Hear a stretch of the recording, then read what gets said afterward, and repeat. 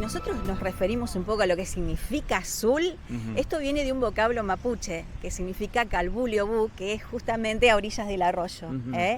Y este calbuliobú significa aguas azules, y por eso azul tomaría este azul del vocablo mapuche. ¿Y es verdad lo de las florcitas que También. Bueno, hay varias teorías, sí. no solamente esta del vocablo mapuche. También hay una borraja de color azul que ya ahora no está, la verdad que ahora no se observa, claro. Pero en ese momento sí estaba la borraja de color azul que se reflejaba en el agua y le daba una cristalinidad al agua increíble. Y bueno, un poco viene también de esta flor azul el vocablo o el nombre de la ciudad de Azul.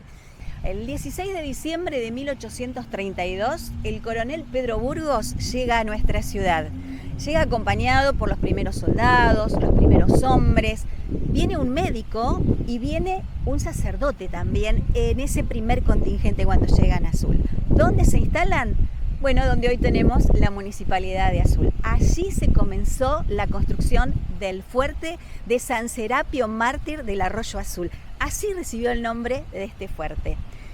Esto era un encargo de Rosas, ¿no? Era un encargo de Rosas, exactamente. La idea era defender un poco la zona, poblar. Exactamente, sí.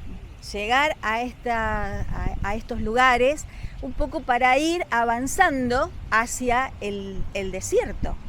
Porque esto, hoy nosotros vemos una ciudad bastante linda, ¿no? Sí, muy linda, sí. Pero esto era el desierto, acá no había árboles. Nosotros ahora vemos árboles en varios sectores de la ciudad, los vemos en los diferentes campos, pero acá no había árboles. Esto era el desierto. Qué lindo el escudo, la torre. Medio italiano, ¿no? Como que tiene muchas influencias. Tiene dos tipos de influencia, tanto italiano como francés. Sí. Vos fijate que la pizarra, que es un techo de color gris, es de influencia francesa. Bueno, pero después también tenemos la influencia italiana. Las columnas. Las columnas, los triángulos, los fortis triangulares de las ventanas. Eso es más italiano que francés. Y la torre me parece hermosa. Esa es una torre que tiene los 4 relojes y tiene mirada hacia los 4 puntos cardinales de la ciudad. Y el monumento está dedicado al general San Martín. Es un hermoso monumento. Y la fuente, vos fijate que la fuente forma como una cruz. Pero no es una cruz latina, es una cruz griega. Tiene la forma de una cruz griega. Porque todos los lados tienen las mismas dimensiones. Y acá vemos una catedral que la verdad, este estilo gótico me parece súper representativo del neogótico. Exactamente. Lo tiene todo, desde arbotantes hasta la entrada de medio punto, lo tiene todo de lo mejor del neogótico. Es muy linda nuestra catedral y es admirada por todo el turista que pasa por nuestra ciudad, se queda admirado por la catedral que tenemos. Y pensar que no fue pensada como catedral, sino como una parroquia común. Se termina de construir en 1906, un 7 de octubre de 1906 se inaugura la iglesia catedral. Se inaugura como parroquia. En el año 1934 se designa un nuevo obispo para esta región y a partir de allí fue elevada a la dignidad de catedral. Pero sí, la verdad que... Bastante merecido, por supuesto. Sí, totalmente. Semejante obra arquitectónica hermosa que tienen acá. Sí. Muy buena. Y muy llamativos son los vitrós que tiene, que por dentro se observan de manera espectacular. Seguramente vamos a entrar en un ratito y vamos a hacer algunas imágenes ahí adentro. Y fíjate que también tiene el reloj, que es el segundo elemento que encontramos en este espacio alrededor de la plaza, y las campanas. Te iba a preguntar, hay una historia con las campanas, ¿no? ¿Fueron donadas? Las campanas fueron donadas por una familia de azuleñas y en realidad forman parte 3 mujeres de esta donación. Y son 3 mujeres de una misma familia. Y son la abuela, la hija y la nieta. Y tienen el nombre de ellas. Y tienen el nombre de ellas, exactamente. La mayor se llama Dominga. Juana, María Magdalena, la del medio, y Juana María, la más pequeña. Qué hermosa Pero historia. pesan entre 1.300 kilos y 750 kilos. Se deben haber hecho afuera de aquí, sí. ¿no? Sí, se hicieron en Orleans, que no es Nueva Orleans en Estados Unidos, sino es en Francia, exactamente. Qué bueno. Sí. Qué bueno. Y al lado tenemos otra joyita ya más italiana, o no, mejor dicho, sí. Sí, tiene mucha influencia. Tiene mucha influencia italiana, sí, pero veo que es un teatro español. El teatro español, que realmente es una joya que tenemos en Azul. Este teatro se terminó de construir en 1897. Se comenzó a construir en 1894, en apenas 3 años se construyó el teatro español. La verdad... Y por acá pasaron... ¿Qué artistas pasaron por acá? Y mirá, que te dejo que me lo cuentes vos. Te puedo nombrar así como muy importante en ese momento, Carlos Gardel. Sí. Carlos Gardel estuvo en nuestro escenario y bueno, parece que según cuenta un poco los más antiguos, en el momento que llegó Carlos Gardel acá fue un despliegue impresionante. Sí, por supuesto. Libertad Lamarque estuvo en nuestra ciudad, aunque ya por ahí los jóvenes no deben saber quién era Libertad Lamarque, ¿no? Claro. Pero después tiene actividad constante, por lo que veo, ¿no? Sí. Tiene carteles. También me dijeron que había sido como recuperado por la gente. Exactamente. Sí y no. Sí, bueno, buenísimo que lo aclares. Sí, muy bien. En el año 1976 se había cerrado porque corría peligro de derrumbe, techos, paredes, sí, era lamentable. Pero además, este teatro no solo funcionaba como teatro, sino que funcionaba como salón de baile, funcionaba como cine, o sea, tenía muchas actividades el teatro. Vamos a acercarnos. Entonces, corría peligro de derrumbe toda la infraestructura y se había decidido tirarlo. Qué decisión brava, ¿no? Sí. Entonces, un grupo de azuleños que precisamente eran los descendientes de aquellos que habían construido el teatro español. Saltaron. Y formaron una comisión y decidieron comenzar a restaurar el teatro español, que llevó 20 años la restauración del teatro español. La verdad que fue un largo proceso. En ese largo proceso hubo muchísimas actividades.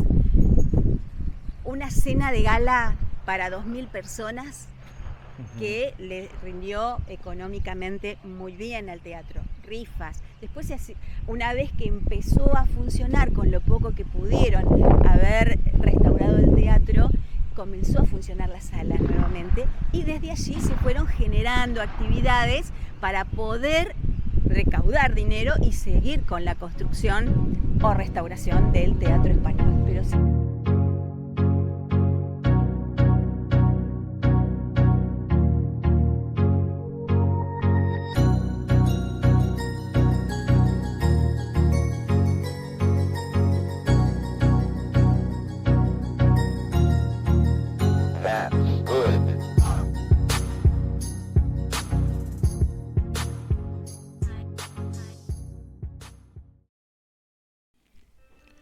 Al llegar a Azul, lo primero que vemos es este hermoso crucifijo y toda esta instalación que tiene que ver también con el arquitecto Salamone.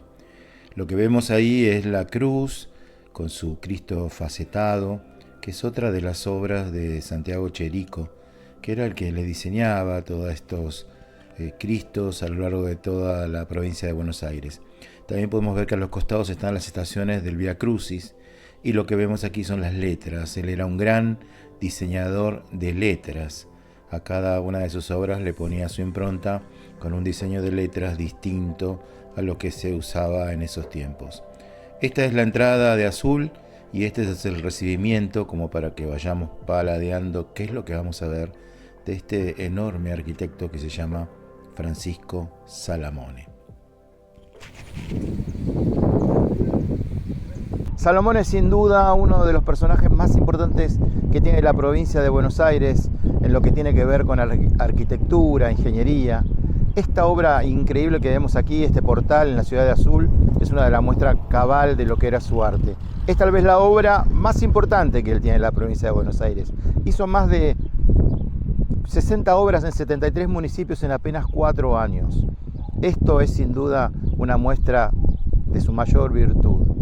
¿Cómo podemos entender esta obra? Tal vez podamos decir que es un altar en medio de la ciudad, tal vez decimos que es la entrada simplemente a un cementerio, pero tal vez sea mucho más. Lo que vemos aquí es el ángel, y no es ni el ángel vengador, no es el ángel de la muerte, no es un personaje de Marvel, así que lamento si tu fantasía se cae en este momento, la tuya y todos aquellos que escriben crónicas oficiales de quién es este personaje. Este es el arcángel Miguel. Su espada y él protegen a las almas para que lleguen al cielo sin ningún tipo de problemas. Permite que las almas se rediman. No existe en la Biblia un ángel de la muerte. Cuando Dios se cabreaba con algún pueblo, lo que hacía era mandar un ángel. No tenía un sicario, tenía un ángel que podía ser uno, que podía ser otro. Mandaba y lo destruía el pueblo o lo que quisiera hacer en ese momento. Pero no tenía un ángel que era su sicario. No existe en la Biblia eso. Tampoco un ángel vengador. ¿De quién se podría vengar este ángel? No, esto no es Marvel, amigos. Esto es el arcángel Miguel, que está reconocido en la Biblia. Y esto es lo que quiso mostrar el arquitecto Salamone.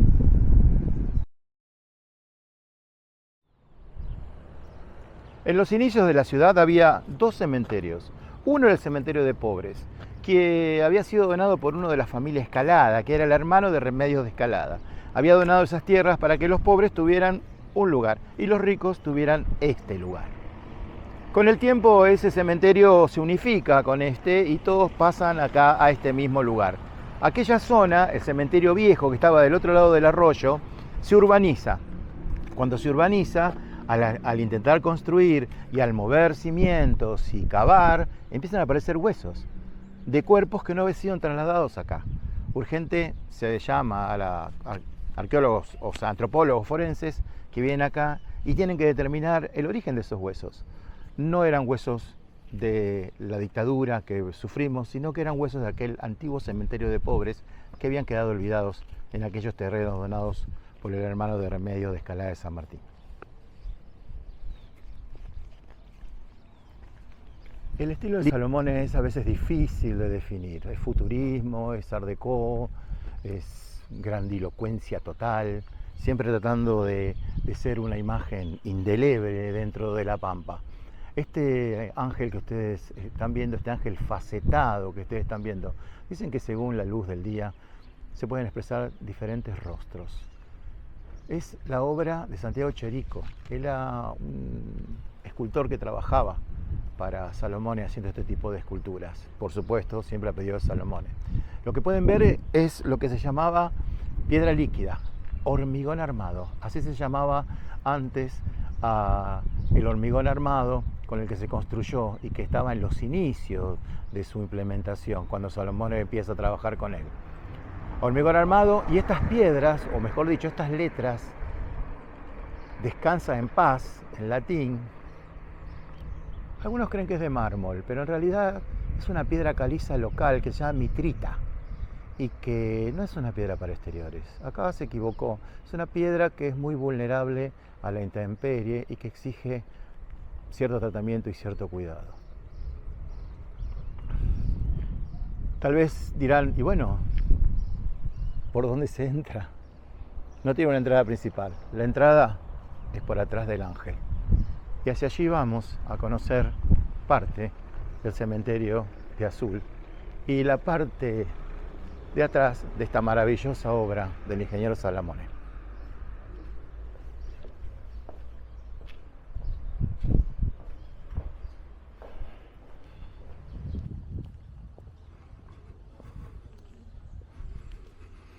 En este cementerio conviven tumbas muy modernas, de estilo más nuevo, mantienen esa elegancia en estas bóvedas, pero también están aquellas muy antiguas, como esta que vemos acá, y varias más.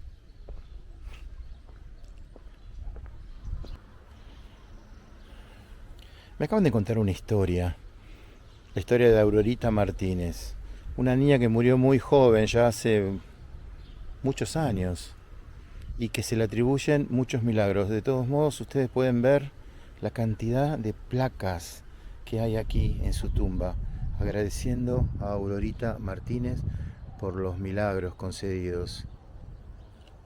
Descansa en paz, Aurorita, y gracias por los milagros que concedes.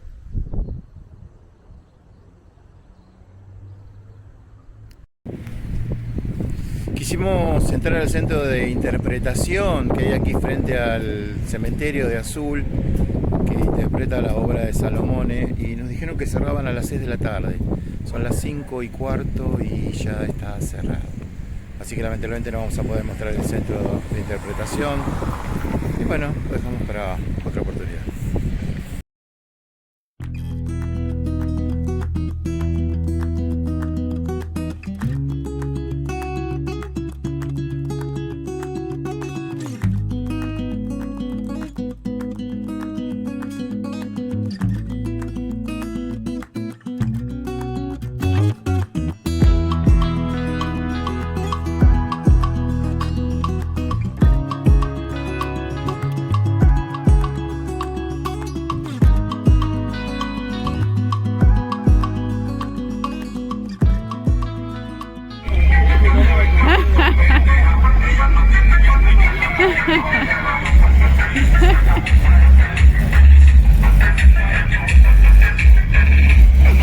Bueno, un poco agitado porque bailamos hace un ratito acá en Azul y estamos con Sofía. Sí. Gracias. Yo me estoy dando el gustito de hacer el copete de la nota. Después Fabián les va a mostrar todo lo que hay en este museo que no es obra de, digamos, del azar. Hay alguien detrás que quiso que esto esté hoy, ¿no? Exactamente. El museo va a cumplir 30 años el próximo año, en el 2025. Y bueno, más que nada comentar un poquitito de lo que es la fachada, que es todo original, los pisos, las paredes, como les comentaba antes. Fue acondicionada, pues era su casa, Alberto López Claro era su casa. Y bueno, al ser acondicionada el municipio compra lo que sería esta institución, sí. Este edificio. Muy bien. Y bueno, como bien le dije, se la acondiciona y compra junto con lo que es la parte edilicia 36 obras de Alberto López Claro, que a partir de ahí empieza la concepción de lo que es el museo. Y bueno, hoy contamos con más de 300 obras de patrimonio de diferentes artistas, donaciones bien. Que se han hecho, premios de adquisición a diferentes salones nacionales. Y bueno, justamente y nos preparamos para los festejos del año próximo. Ojalá, ojalá, sí. Bien, en un ratito nada más, Fabián, con la cámara de alguien de quien les habla, les va a mostrar todo lo que hay, porque hay obras increíbles. Vengan a Azul, pásenla lindo y vengan por supuesto al museo, que Sofía los va a atender de primera. Vamos.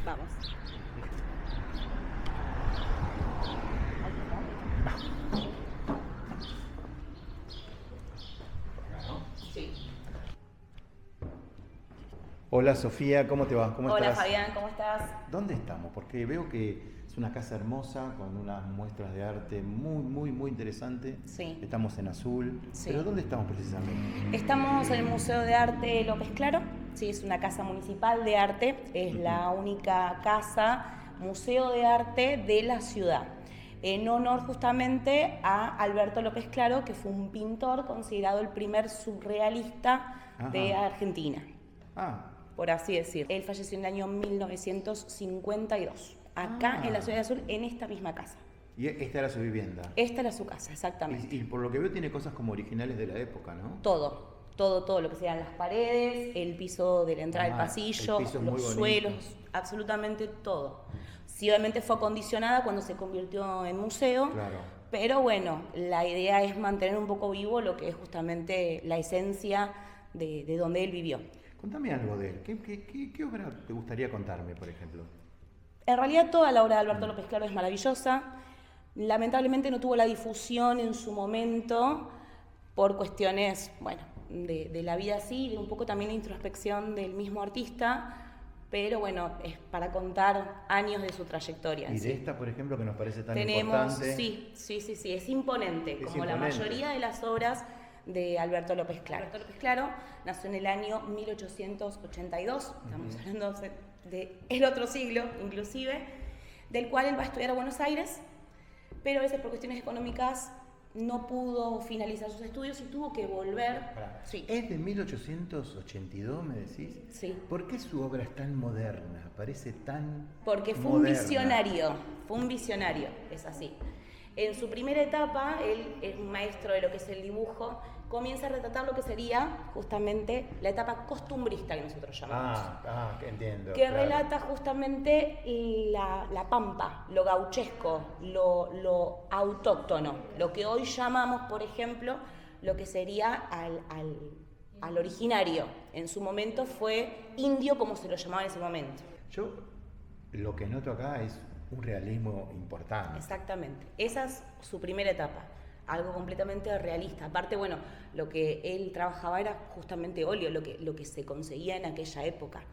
Entonces, todos estos colores vivos se mantuvieron en el tiempo. Sí, claro. Es así. Este es un autorretrato de Alberto López Claro, que después les muestro otro que es muy similar. Se lo ve como cósmico. Como cósmico, exactamente. ¿No? Pasamos de algo completamente realista o una idea de lo que podía llegar a ser la realidad en ese momento, algo completamente místico, por así decirlo. Estamos hablando de que, por ejemplo, esta obra es del 35.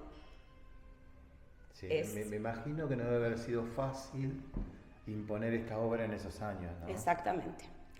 Como bien les contaba, él empieza a dar clases de dibujo y se enamora de la que después hace su señora, una alumna, del cual también, bueno, en algunos la consideran también una artista porque también tiene su historia ella, más que nada literaria, que ahora les paso a contar. Se casan y heredan lo que sería esta casa que es de la familia de ella, se llama Emilia Bettinelli. Tienen hijos, todo lindo, hermoso, hasta que sucede un hecho bastante trágico, que es el que fallece uno de sus hijos. Entonces, él en esta etapa es donde empieza esta transición a pasar no solamente de lo que sería lo costumbrista a ya algo más surrealista, ya algo más onírico, más metafísico, llevando justamente esta impronta de mostrar lo que él tiene, que él lleva. Es muy importante el cambio que hizo. Exactamente. ¿No? Y lo que vemos aquí... Este se llama La caída del símbolo de plata, ¿sí? Ya esta es un poquitito más contemporánea a lo que es del 35. Y bueno, también hace esta cuestión, esta alusión un poco a lo que él piensa, a lo que él genera. Muchos dicen que están asociados a la parte, esta en particular, a lo que es la parte de la revolución. Estaba ¿sí? pensando la fábrica, el trabajador, el proletariado, la burguesía, exactamente. Había una preocupación social también en él. Sí. Bien, les nombraba lo que eran los discurrimientos. Son frases que él realiza en su tanto que tienen que ver con la obra o que quizás directamente frases filosóficas que a él le nacían escribir. Él en total escribió más de 150 discurrimientos.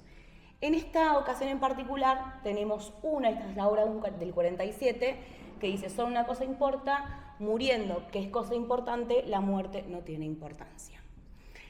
¿Qué es lo curioso? Yo les comentaba de lo que era la parte metafísica, que él empieza a cambiar la manera de lo que ilustra, ¿sí? Pasamos de una etapa completamente costumbrista a algo completamente onírico. ¿Qué pasa? No solamente cambia eso, sino que empieza a implementar algo que es la acuarela. Nosotros veníamos manejando otro dato importante, que tanto esta acuarela como esta obra, Cristo por siempre entre los hombres, son en simultáneo. Por eso vamos a encontrar, por ejemplo, los elementos que serían el Cristo, y si uno observa, se repiten. Son los mismos elementos que se repiten. ¿Esto es acuarela, me decís? No, esto es óleo. Esto es óleo. Claro, esto es óleo. Y está justamente lo que sería la trama del bastidor, ¿sí? Y demás.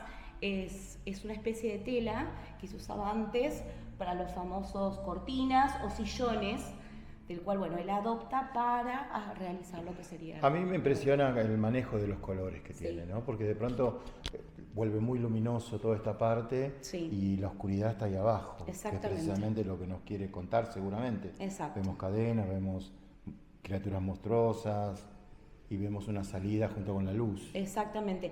Él no es que era puramente católico o devoto a una religión, sino era místico. La cuestión de la creencia en sí de algo superior era lo que a él lo llevaba a realizar estas obras. Miren la casa que estamos viendo, hermosa la casona que estamos viendo. Y nos vamos a acercar a la calle Bolívar. En Bolívar hay 400 metros de casas de 1880 hasta 1950, que son realmente la muestra cabal de un Azul poderoso, digamos, de un Azul con familias de mucho dinero que construyeron acá con un particular estilo sus viviendas, sus residencias. Miren el caso de esta. Por supuesto, hoy sería difícil de mantener con una familia, pero es el juzgado, poder judicial. Y miren la cúpula. Bueno, vamos a arrancar por la calle Bolívar a ver qué encontramos.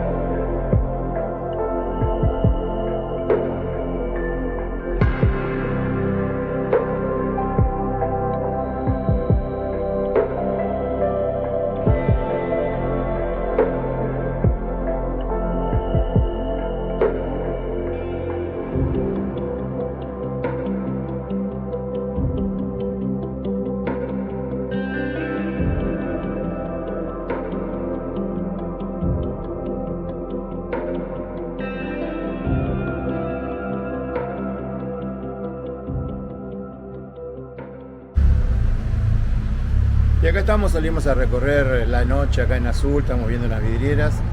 Vamos a mostrarles algo más que esto, no solamente esto, ¿no? Claro. Vamos a ir a comer a un lugar y si está bueno, se lo vamos a recomendar. Exacto. Esto no es que alguien nos pone la tarasca, ¿no? No, nada. Un servicio. Si está bueno, se lo vamos a recomendar en un ratito, ¿qué les parece? No se vayan, quédense ahí, Fabián Explora. Lleguen hasta el final porque en el final van a encontrar cosas muy, muy interesantes. Una historia de muertes, una historia de caciques lanceados, historias que realmente se le van a poner los pelos de punta acá en Azul, así como este, que no le queda ni uno.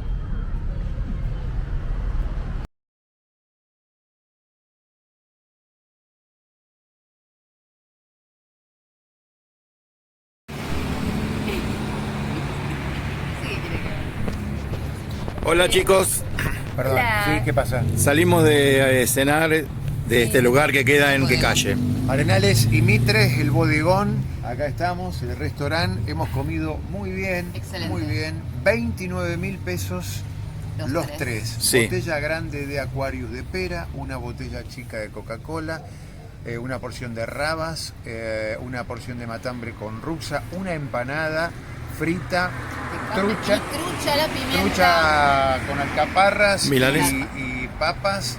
Y la pues, milanesa la milanesa napolitana. napolitana con fritas. Y un tiramisú. Y un tiramisú. 29.000 pesos a razón de redondo 10.000 10.000 pesos por cada persona. uno, incluida la propina. O sea, si vienen Azul, es Vengan. una buena posibilidad. Exacto. Vengan ¿Exacto? al bodegón. Sí. Ok, Chao. listo. Chao. Adiós.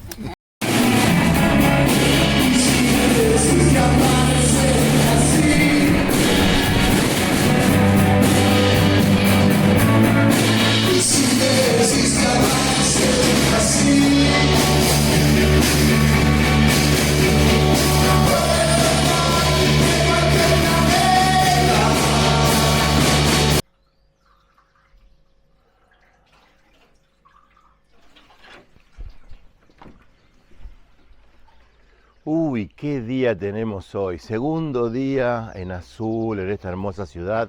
Amaneció nublado, lluvioso. Estamos alojados en una cabaña muy linda a 2 kilómetros del centro de la ciudad. Hay buenos alojamientos en Azul si ustedes quieren venir a compartir un fin de semana. Todavía nos quedan cosas muy interesantes para ver. Nos queda una masacre ocurrida ya hace unos cuantos años. Nos queda la historia de un cacique que fue ajusticiado por sus propios pares. Dos historias muy interesantes que todavía nos falta contar. Así que quédense hasta el final. Seguimos en esto que es Fabián S. Explora.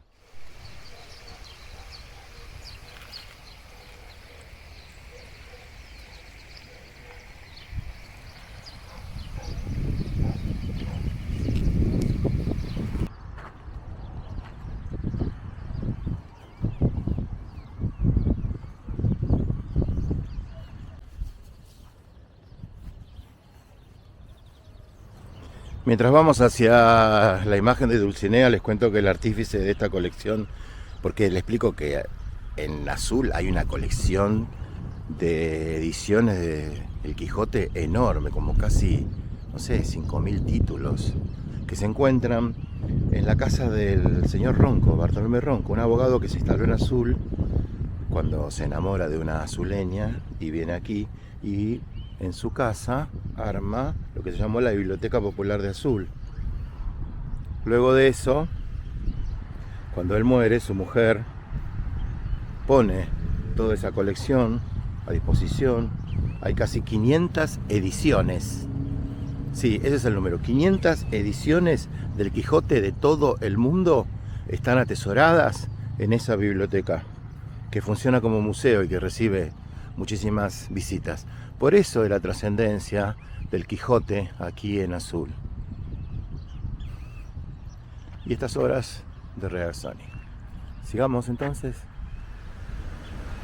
Y aquí vemos el arroyo que le da nombre, el arroyo Azul, que nos contaban la historia de las flores azules que ya, bueno, que ya no se ven.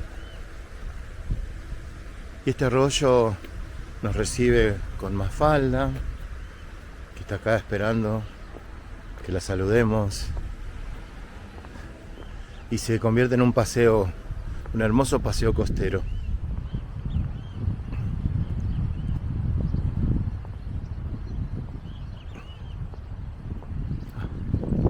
Allá a lo lejos vemos un mural que pintó el célebre Rep en homenaje también a Cervantes, al Quijote y a toda esa gesta.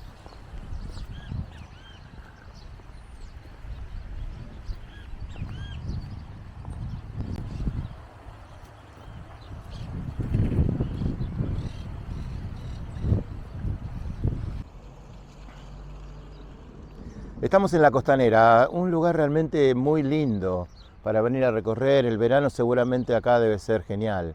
Y se llama Cipriano Catriel la Costanera. ¿Y por qué se llama así? Es la historia de un cacique mapuche que vivía aquí en la zona. Y se las voy a contar ahora. Cipriano estaba al frente de una enorme cantidad de soldados guerreros que, por supuesto, tenían a esta zona como su lugar de correrías. Logró hacer una especie de convenio con el ejército en esa zona, en esos días, para dos cosas: evitar ser perseguido por los militares, y los militares necesitaban que ellos terminaran con esas correrías de robarse el ganado, asolar las ciudades. Hicieron una especie de convenio y se firmó la paz entre las tribus de Cipriano Catriel y el ejército de ese momento. Cipriano a partir de ahí colaboró mucho para pacificar un poco la zona, se convirtió en un colaborador, por supuesto, del ejército. Y así fue adquiriendo fortuna, adquiriendo animales, viviendo en una hermosa casa, practicando el poliamor porque tenía 3 mujeres. Cipriano recibió de Sarmiento el grado de cacique general y la posibilidad de usar un uniforme de general. Sus seguidores, los más próximos a él, tenían también un uniforme, pero eran de diferentes colores y eran otros tipos de uniformes. Pero él ya pertenecía al ejército argentino. tenía a su lado lo que se llamaba un lenguaraz. Un lenguaraz era alguien que le traducía parte de lo que él decía a los militares y que también era como una especie de asistente. Y este chico era un chico que había sido tomado en un malón, había sido capturado y había sido rescatado. Era un cristiano, y esto es importante porque se los digo. Argentina, ustedes saben que tuvo muchos años de guerra civil, tal vez las guerras civiles más largas del planeta, que nos poníamos de acuerdo en una cosa, que nos poníamos en desacuerdo en otra, tratado de Pilar, tratado de Cañuelas, que el que era unitario tenía actitudes de federal y el que era federal tenía actitudes de unitario, y así todo esto en una gran olla donde se fue cocinando la identidad nacional y la organización política de un país. Esto no quedó afuera de la vida de Cipriano. ¿Por qué? Porque Mitre se subleva contra el presidente Avellaneda, acusándolo de fraude en las elecciones. Cipriano estaba del lado de Mitre y se propuso combatir a favor de la facción de Mitre. Pero finalmente Mitre, digamos que le pidió que no participara. Pero para los pares, para los otros aborígenes de la tribu, los otros guerreros de Cipriano Catriel, esto era una traición. Ponerse del lado de Mitre era una traición. Pidieron entonces que poder juzgarlo a Cipriano. El ejército dudó si iba a entregar a Cipriano a sus propios pares para que sea juzgado, ya que Cipriano era un general de la nación. Sin embargo, se lo entregaron. Cipriano fue juzgado. 50 lanceros estaban frente a él cuando Cipriano fue condenado a muerte, a ser lanceado por estos guerreros. Cipriano estaba frente a 150 lanceros que lo van a matar. Está atado, maniatado, pero logra salirse de sus ataduras y al grito de no maten a mi compañero, no maten al que estaba con él, que era su traductor, su compañero, digamos, por decirlo de alguna manera, su secretario, el que lo acompañaba a todos lados, no lo maten a él porque él no es aborigen, él es cristiano. Toma una lanza y enfrenta a los 50. Pero no tuvo mucha suerte, los matan a los dos. El cuerpo de Cipriano es decapitado. Su cuerpo es tirado en una zanja en la zona de Olavarría, que era donde estaban ocurriendo estas cuestiones. Y se dice que su cuerpo se encuentra enterrado en la calle San Martín de la ciudad de Olavarría. Su cabeza llega a las manos, es adquirida en realidad, por Francisco Pascasio Moreno, el perito Moreno, quien la lleva al Museo de la Plata. Muchos años después, en 2018, las reliquias de Cipriano, el cacique, su cabeza y su poncho, vuelven a su comunidad aquí en Azul. La calavera, su cabeza, su cráneo, tenía estampada en la frente un número de expediente, el 1038.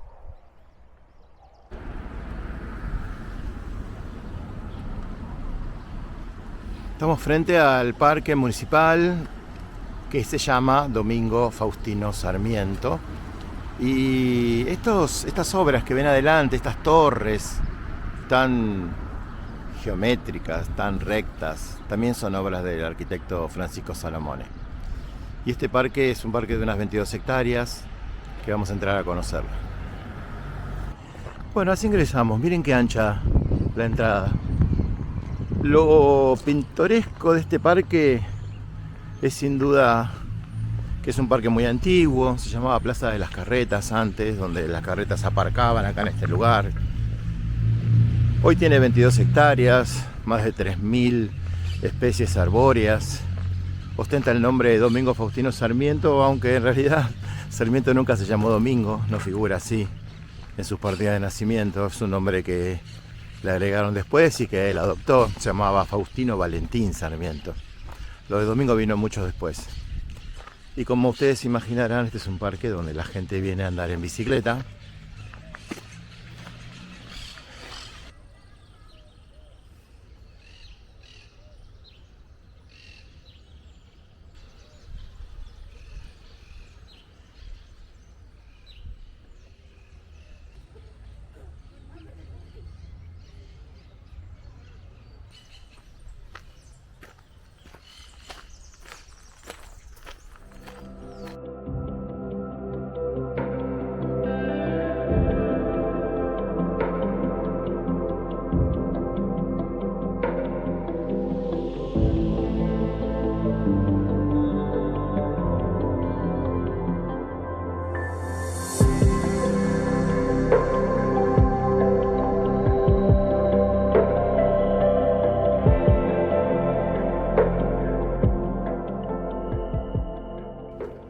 1872.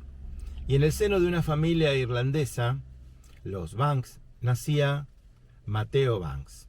Eran unos 5 hermanos y eran unos ricos hacendados, habían nacido en una cuna de oro. Ellos eran dueños de 2 estancias, y anoten los nombres: La Buena Suerte y El Trébol. Esos eran los nombres de las 2 estancias que tenían. Ahí criaban ganado, tenían plantaciones, siembra, cosecha, lo que hacía un hacendado en esos años.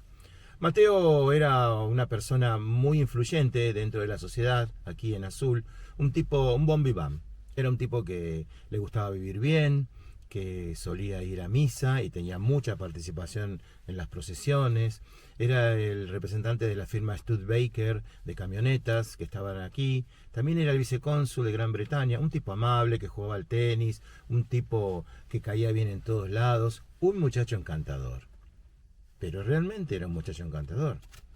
Mateo tenía una gran fortuna que por supuesto compartía con sus hermanos. Y tenía un defecto: era jugador compulsivo. El juego era la perdición de Mateo Banks, y se estaba llevando toda su fortuna. También se estaba llevando su vida familiar.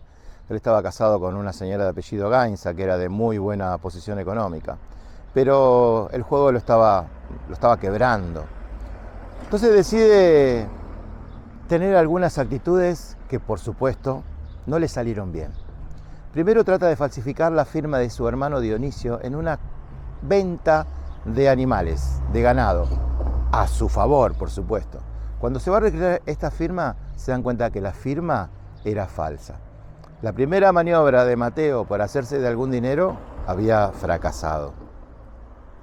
¿Qué hacer? ¿Cómo resolver esta situación económica? Y la verdad que lo decidió de la peor manera. Había fallado esto de falsear una venta. Entonces, ¿qué hace? Decide comprar estricnina y una escopeta. ¿Qué era lo que iba a hacer Mateo? Así un día va a la estancia La Buena Suerte, donde estaba su hermano Dionisio, y saludando, lleva la estricnina con la que mataba a las ratas de sus galpones y tira la estricnina en la olla que estaba cocinando. A la hora de la cena, él pretexta algo y decide irse y los deja comiendo solos. Se va un rato y cuando vuelve y cree que todos están muertos, no, se encuentran que Dionisio y su hija Sarita estaban caminando como si nada por la estancia. ¿Qué fue lo que pasó? No había podido calcular bien. Le pregunta: ¿están todos bien? Sí, tuvimos que tirar la comida porque estaba muy salada, le dijeron. Fracasado el intento de la estricnina, Mateo toma su escopeta, la que había comprado hacía no mucho tiempo, en una armería de aquí de la zona, y los encara. Llega a Dionisio, le pega 2 tiros y lo deja desangrándose en un colchón. En la casa queda Sarita, su sobrina, que apenas tendría 12 años. La chica está aterrada, sale corriendo, él la persigue, la golpea con la escopeta y la tira al aljibe. Desde arriba ve como la chica está abajo en el fondo del aljibe, toda mojada y pidiendo clemencia. Él no la tiene, le pega 2 tiros, la mata y la deja ahí. Ahora el raid iba a seguir un poquito más. Llega uno de los peones, lo encuentra en el galpón y también lo mata. Mateo Banks había matado a 3 personas y la cosa aquí no iba a terminar. Sí, se sube su sulky y se va a la otra estancia. Esta era La Buena Suerte. Se va a la otra estancia que se llama El Trébol. Cuando llega a esa estancia, uno de los peones sale a recibirlo y él con un pretexto le dice: acompáñame que tenemos que ir a buscar tal cosa acá a pocos kilómetros. Se suben al carro, al sulky, y él lo mata. Le dice que baje a buscar un rebenque que se había caído y de ahí nomás lo mata y lo tira entre unos yuyos que había ahí. Esto era parte de una maniobra que él había ya imaginado.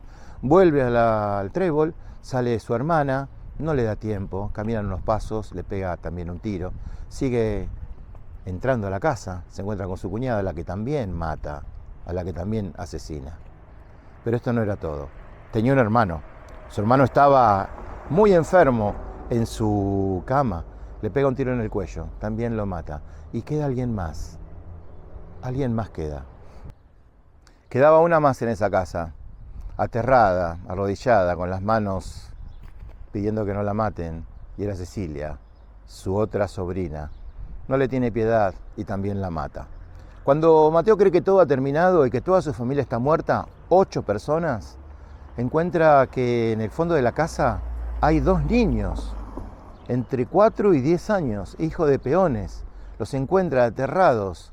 ¿Los mataría también a ellos? ¿Sería necesario matarlos? No, los encierra en una de las habitaciones y se va. Ese tal vez fue uno de los grandes errores de Matteo Banks. ¿Cómo sigue esto? Váyase la denuncia, obviamente, y lo que dice es que 2 peones intentaron matar a su familia y que él se tuvo que defender y los mató a los 2. Uno está muerto en su galpón y el otro está no sabe dónde. Es el que escondió entre los yuyos. Empieza a contradecirse. El comisario Bendini no sabe si creerle o no. Sabe que hace poco quiso hacer una estafa, sabe que no tiene dinero, sabe que es jugador, y todo esto es muy, muy raro. No le creen y se inicia un juicio que dura 1 año en el Jockey Club aquí de Azul. Ese juicio es completamente popular, es seguido por todo el mundo con una gran seguridad porque lo querían linchar a este hombre, Mateo, y es condenado a una prisión que va a Sierra Chica. Pero su abogado defensor, que era un abogado de oficio, encuentra algunas nulidades, las presenta y Mateo tiene que hacer otro juicio. ¿Cómo iba a terminar ese otro juicio?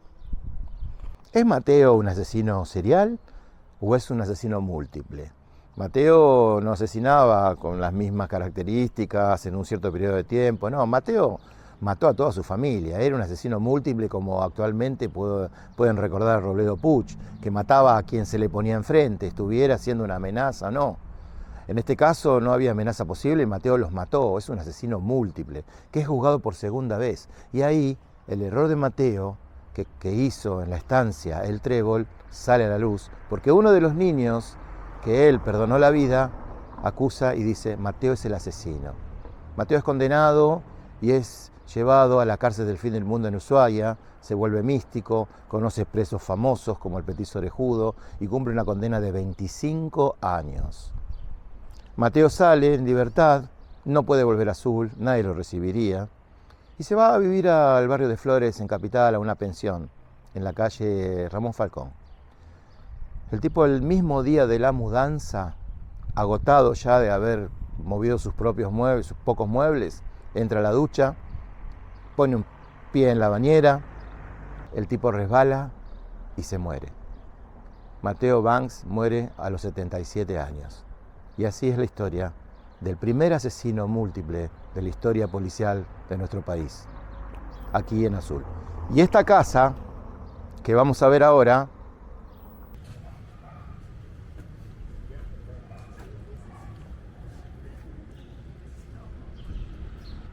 y lo que vemos es la casa entonces de Matteo Banks, donde él vivía y que está a la venta, como pueden ver. $55.000 es lo que piden por esta casa, donde vivía el Mataocho, como le decían, el asesino. ¿Habrá alguien que quiera comprarla?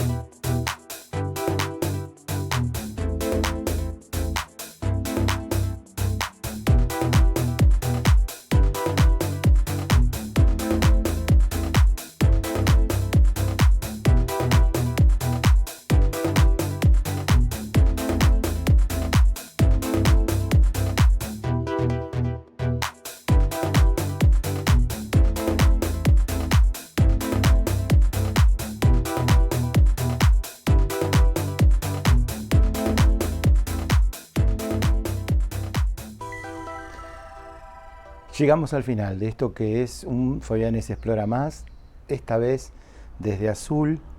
Le digo que Azul es enorme, tiene muchas cosas para ver, tiene muchas riquezas turísticas, arquitectónicas. Nosotros le mostramos una parte nada más, no podemos meter más material porque ya es un programa que salió bastante largo, como ustedes pueden ver. Pero bueno, hay cosas que tuvieron que quedar afuera y que las dejamos para que ustedes las recorran y las vean. Seguramente cuando lleguen a Azul, yo les sugiero que investiguen algo un poquito en Google, van a ver que hay muchas más cosas para ver, interesantes, que hay que moverse un poquito y van a ver unos paisajes hermosos. Hoy les mostramos la ciudad de Azul y sus alrededores. Aquí estamos entonces tratando de fomentar el turismo rural, como hacemos siempre. Les voy a dejar un link para que si quieren, el que pueda ayudar, nos deje algún aporte en un Mercado Pago. Saben que cuando empezamos a salir a hacer esto, la nafta costaba 345 pesos y hoy vale 1.200 mangos. Así que todo se volvió muy complicado. Nosotros queremos seguir haciendo esto. Hay mucha gente que le gusta, que lo valora. Por eso es que si alguien tiene intenciones, nos puede dejar una ayudita para que podamos seguir viajando. Todo sirve, todo vale, todo está muy bien. Gracias. En mi canal hay más cosas para ver, para recorrer, muy interesantes, y algunas cosas que tal vez nunca vieron. Gracias por estar ahí y nos vemos en un próximo Fabián S. Explora.